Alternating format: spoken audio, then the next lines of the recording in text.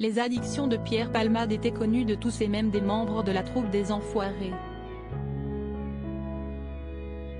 Pour rappel, le 10 février dernier, l'humoriste de 54 ans s'est retrouvé impliqué dans un grave accident de la route, survenu en Seine-et-Marne, qui a fait 3 blessés graves.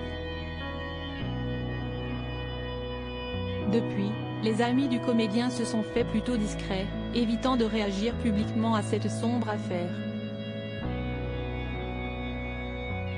Il faut dire que certains membres de son entourage, à l'image de Michel Larocque, ont souffert de ses excès. Pierre Palmade en avait conscience. Dans son autobiographie dite à mon père que je suis célèbre, parue aux éditions HarperCollins en 2019, il admettait avoir fait du mal à son acolyte de l'époque. Elle souffre parfois de me voir fatigué, euphémisme. Ceci dit, elle s'amuse aussi lorsque je lui raconte ce que j'ai fait pendant la nuit, racontait Pierre Palmade. Si Michel Larocque s'est souvent sentie impuissante face aux excès de l'humoriste, elle est tout de même restée présente pour son camarade. Et elle n'est pas la seule. Dans les coulisses des Enfoirés, Jean-Jacques Goldman a lui aussi été témoin des addictions du comédien. Pour autant, il a décidé de ne pas juger celui qui a rejoint la troupe en 1993. Jean-Jacques m'a toujours pardonné, notamment lorsque j'arrivais dans un sale état pour le concert des Enfoirés.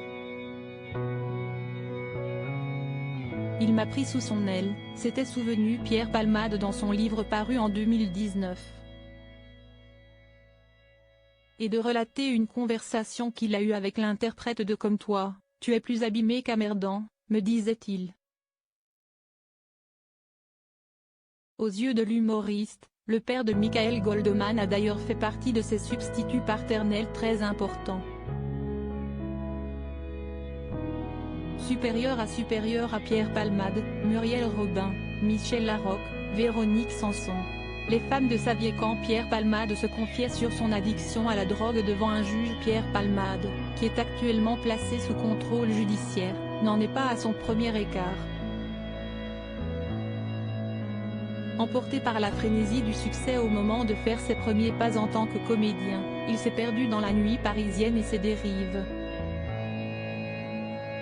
Résultat, en 1992, la police a mis la main sur un sachet de cocaïne caché dans sa table de chevet, comme l'a rapporté le Nouveau Détective le 22 février dernier. Convoqué devant le juge, le complice de Muriel Robin a détaillé ses habitudes destructrices. 5 grammes de poudre blanche par semaine, soit 7-8 rails par jour. Suite à cette audience, le procureur a requis 4 mois de prison avec sursis. Des mots qui ont profondément bouleversé le comédien. Je m'effondre. Mon avocat se lève.